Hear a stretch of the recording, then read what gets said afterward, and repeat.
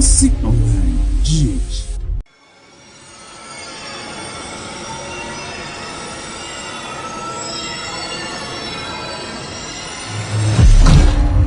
Kumasi online, GH.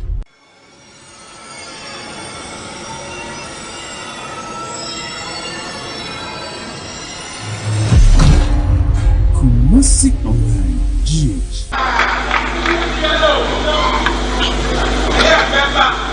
Thank you very much, my sister Obovia.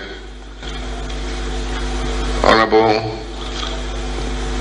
leader of the NDC group in Parliament.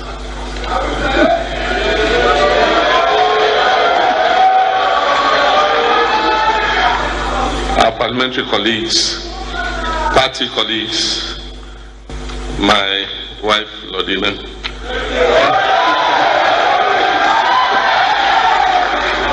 Let me begin by thanking Dr.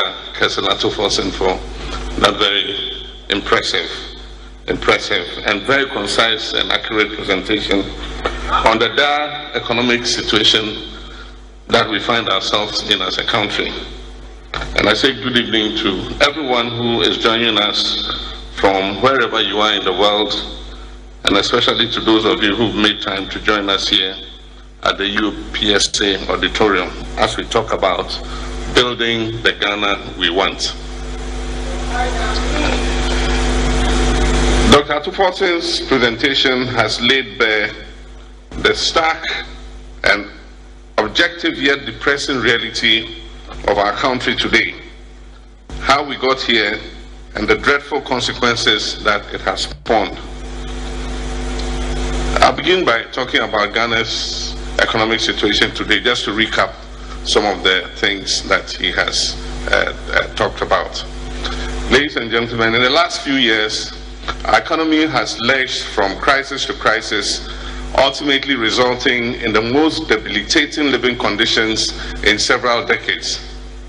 Within a space of 10 months, our currency, the Ghana cedi, has depreciated by over 62% against the US dollar, which is the highest level we have ever reached in recent memory. Our public debt is projected to hover around 522 billion Ghana cedis by the close of this year, with a corresponding debt to GDP ratio of above 100%. Indeed, as Ato said, the World Bank puts it at 105%, 104%. The debt service obligations rising from this is monstrous, and it's making it impossible to provide financing for almost all sectors of the economy. The wage bill has gone up due to unbridled recruitment into all sectors of the public service, resulting from a poor capacity of the private sector to mop up the teeming youth graduating from all levels of our educational system. Worse still, Ghana has been classified as a country with the highest likelihood of debt default, which reflects the multiple downgrades that we have suffered recently by international credit agencies. As it stands, we remain firmly shut out of the international bond market. Inflation is almost hitting 40% and is set to even rise higher. Amidst all the contestations about the credibility of the method that is applied for determining inflation, some finance and economic experts believe that the reported inflation numbers, as with other economic indices, are worse than the published narratives. Ghana is on record as having the highest food inflation in the world at 122%, notwithstanding the much touted but grossly mismanaged Planting for Food and Jobs program. We're grappling with treasury bill rates of about 30% as local investors in our financial instruments suffer huge risks associated with lending to government. We're also experiencing massive reverse capital flows, with investors losing confidence in our economy and pulling out their resources in droves.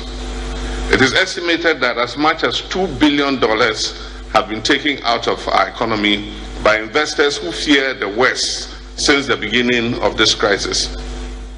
Cote d'Ivoire and other neighboring countries have become the latest operational destination for many of these international investors, while others have pulled out completely from Ghana and West Africa.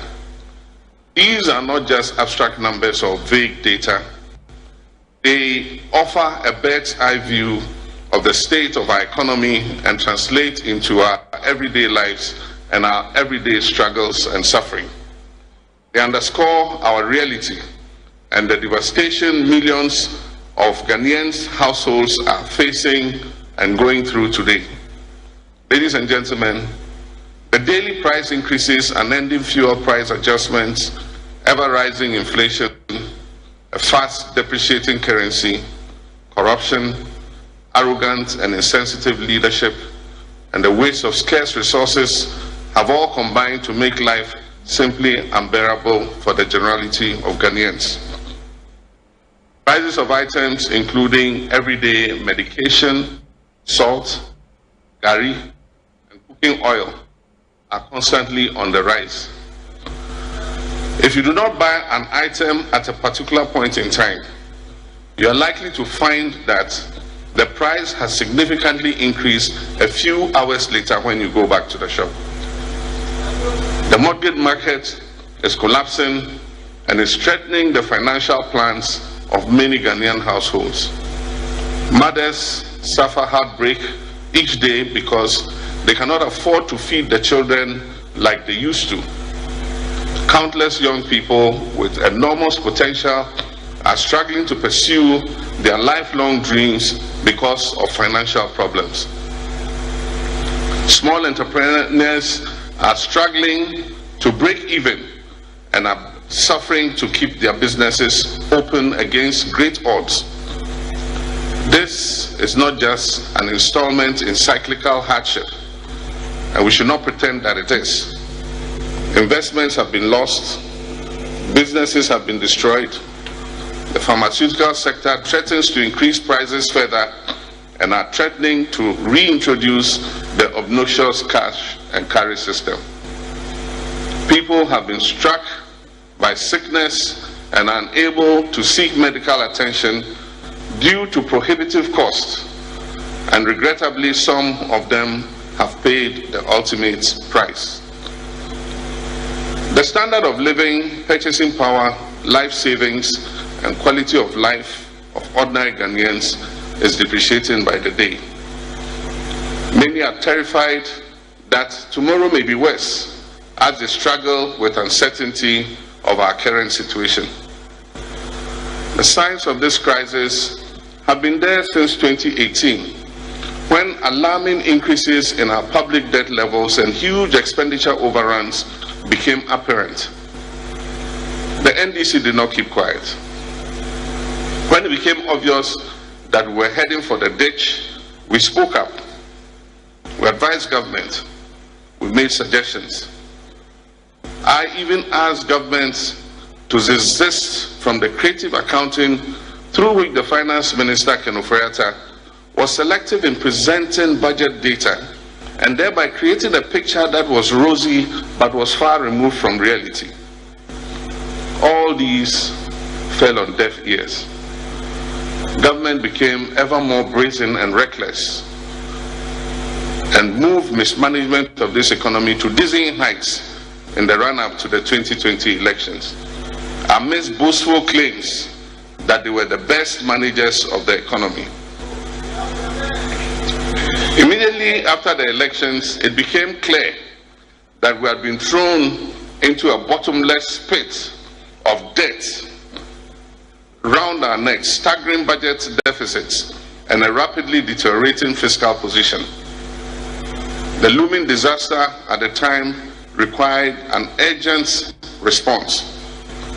And even as the crisis deepened, earlier this year, we in NDC besieged government with many prescriptions, which are articulated in the Ghana at the Crossroads speech in May this year. And I urge government to seek multilateral assistance urgently. Among others, I also called on President Akufo-Addo to expeditiously convene a national dialogue on the economy, at which the best and brightest minds of our nation would be brought together to huddle and formulate a robust response to the challenges confronting us. I guess that is too late now. I re-echo demands by Ghanaians that the finance minister and the chair of the economic management team, who have been primarily responsible for this economic catastrophe, should be relieved of their positions to breed confidence among stakeholders and offer the economy a new lease of life.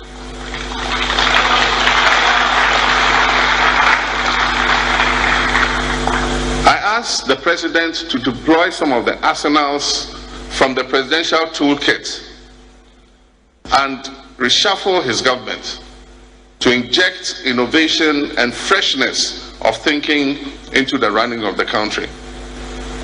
I also asked that the President address the nation to inform the public about the specific steps that he was intending to take to turn the condition around. This address was meant to calm the anxiety of the investor community and rally Ghanaians behind any such effort that he was willing to take. Regrettably, the President dug in and failed to do any of these suggestions. Let me note that since this event was advertised last weekend, I have been made aware that the President intends to address the nation sometime over this weekend. It is my prayer that his words would strike the right chords in the hearts of Ghanaians. Since my speech in May, the situation has spiraled out of control and the effects have been calamitous for all of us. There is a temptation to say, "I told you so," and that temptation is very strong. But we do not believe that this is the time for vainglorious pursuit of vindication. And neither is there room for gloating over the current predicament.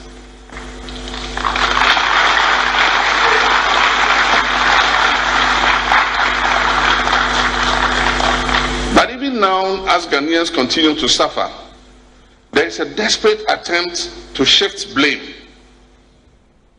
In almost robotic fashion, governments and its hirelings recite the same verse in unison, that we are in this perilous situation only because of COVID-19 and the Russian-Ukraine war. Despite overwhelming evidence to the contrary. In fact, because of COVID-19, the government received more than 6 billion in windfall from both domestic and external sources.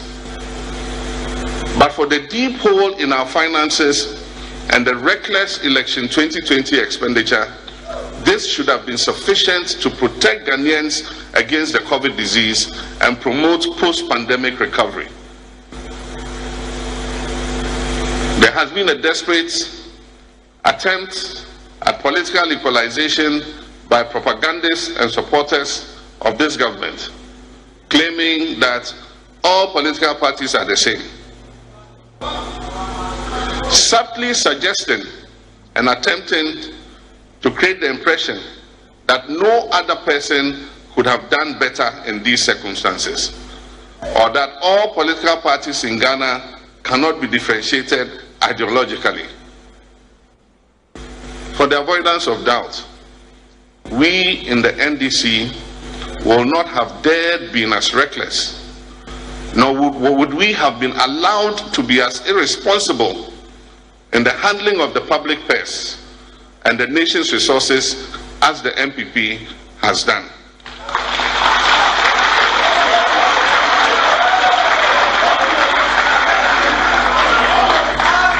We would not have been as reckless, and even society would never have allowed us to do some of the things that they have done.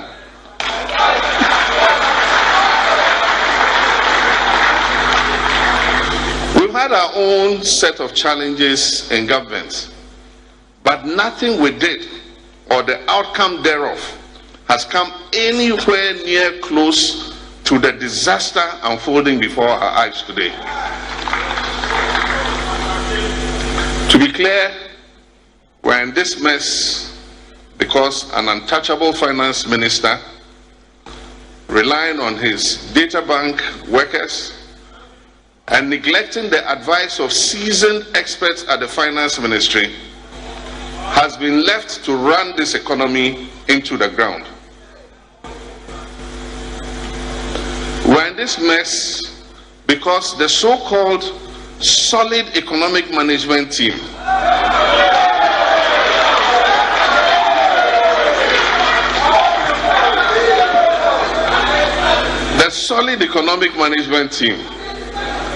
over the last several years has been unable to call the president's cousin to order when he embarked on a reckless borrowing spree, when he embarked on indiscriminate closure of indigenous banks and financial institutions, and when he embarked on creative economic presentation of statistics to make our situation look rosier than the reality.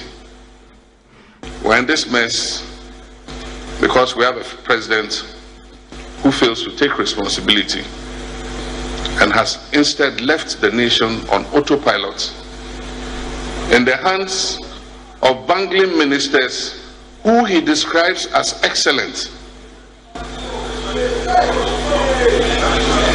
Last December, the president is on record as having said, "The present economic mess is not my fault."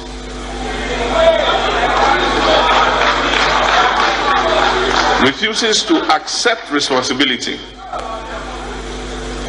For emphasis, the biggest blame for the current tragic situation in which we find ourselves lies with the very people charged with managing the country, and not with the pandemic, not with any war in any country, as has been unprofessionally posited.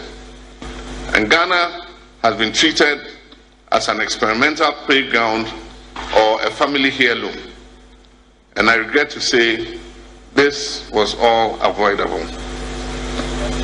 Things could have been different, and I've remained very convinced that they could have been different. Ladies and gentlemen, I want to restate what I have said over the years. We are ever ready and willing to share pragmatic steps that will help put our nation back on track.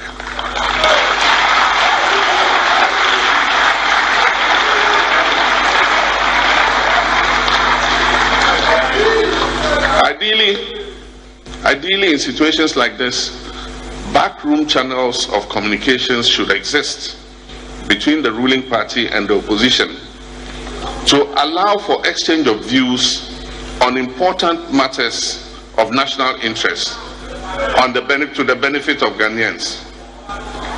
Unfortunately, that has not been the case under this government, for which reason we in NDC are compelled on almost all occasions to engage the people of Ghana directly on some of the things we believe ought to be done to mitigate the untold suffering of our people and get our economy back on track. Even though government has requested for an IMF program, the lateness of the decision and the extent of economic decay means that an early approval of a fund program could prove elusive.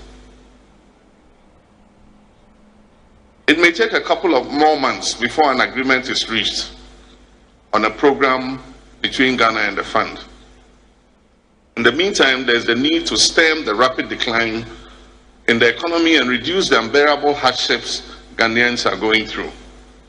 It is for this reason that I intend today to dwell more on solutions, as the state of the economy and the current fallouts are very well known to all of us. We have already put out an 11-point proposal that could have arrested the decline before we got to this critical point. Many of these proposals were outlined in my Ghana at the Crossroads speech in June and are still relevant and can be implemented, even though belatedly, to help address the problems we face. Many months after government reluctantly decided to request an IMF program, it has failed to coordinate and communicate any credible homegrown plan for consideration by the fund and Ghanaians at large. When we approached the fund for a program in 2015, we did so only after putting together a robust homegrown program, which the IMF adopted almost in its entirety, save for a few minor alterations. Ladies and gentlemen, the immediate causes of this economic disaster we face are the unacceptably high public debt occasioned by a reckless borrowing spree and our exceptionally large budget deficits arising out of over-expenditure, as Dr. Opatafour said. These two problems, debts and deficits, have undermined the confidence in our economy and created very serious solvency problems for government. This has set up us on a vicious cycle of debt and even more debt. Because as he explained, we have to borrow to even pay debt. So you borrow to pay your debt, and that continues to become a vicious cycle of debt accumulation. Tackling these twin challenges would mark the beginning of the much needed recovery. We know that some discussions are reported to have been initiated between governments and stakeholders on a domestic debt restructuring plan as part of the preconditions for securing an IMF program. This simply means that after mismanaging the economy and creating this crisis, Ghanaians and others who have invested their hard-earned money in government bonds and other instruments or executed contracts and supply programs awaiting payment will be asked to forfeit a part of their interest due them and a significant portion of the principal when it falls due or arrears that are owed to them. This is a very difficult and most unfair and unjust proposition. It is not for innocent people, investors and business owners to lose their investment when those who took the decisions and whose incompetence and mismanagement have brought us to this situation are not only still at post, but are being praised and protected by the President. The President must not only replace his finance minister, he must also reconstitute and take control of the economic management team himself.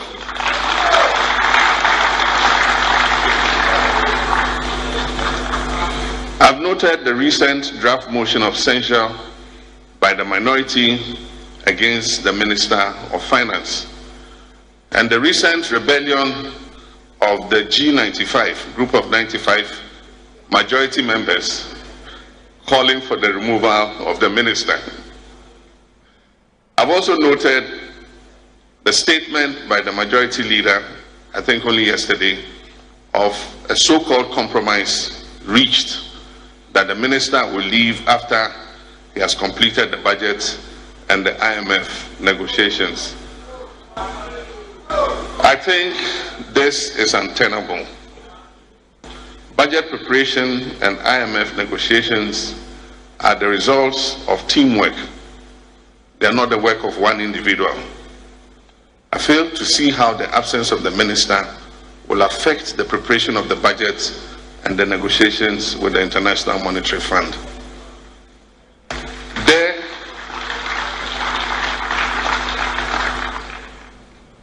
There surely must be persons with the requisite experience in the MPP to carry on this work. After all, what happened to the mantra, we have the men?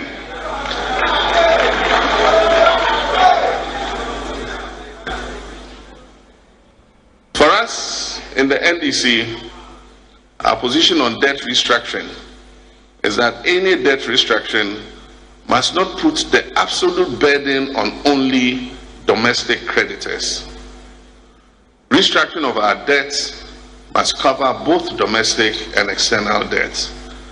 I note that the MPP wants to do only domestic because they want to be able to quickly go back onto the international credit market. Ghanaians in the last few years have suffered severe erosion of indigenous capital. The banking sector clean-out led to the loss of jobs and erosion of capital and savings of many Ghanaian families and businesses. Any debt restructuring restricted to cover only domestic debt would lead to a further erosion of local savings and capital and would also severely weaken the Ghanaian banking system. Building the Ghana we want. 1. Reducing public debt service obligations and creating fiscal space. The biggest problem with our economy today is the huge size of our public debt, as Dr. Opatafour told us, which is estimated to be something in the region of 522 billion by the close of the year 2022. This must be immediately tackled and stopped from growing further.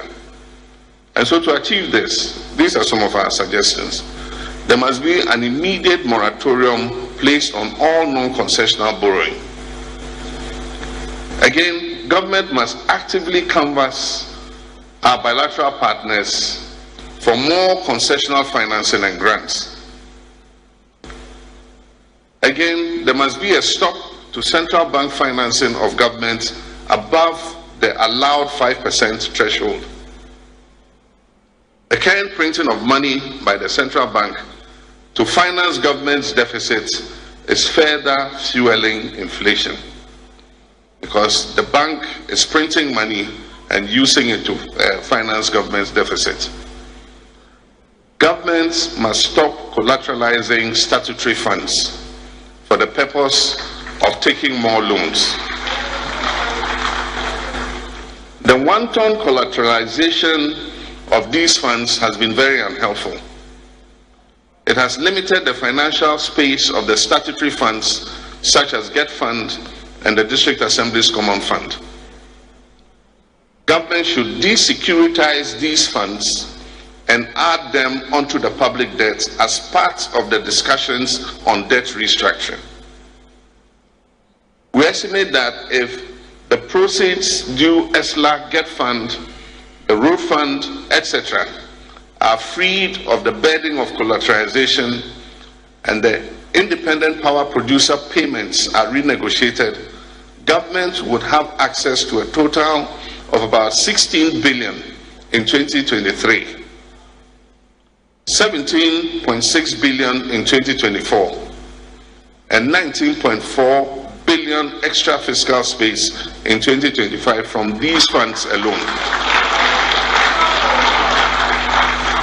This would significantly ease the cash crunch, which has crippled many sectors, resulting in government's inability to meet such basic obligations as supplying food to secondary schools and providing textbooks for basic schools.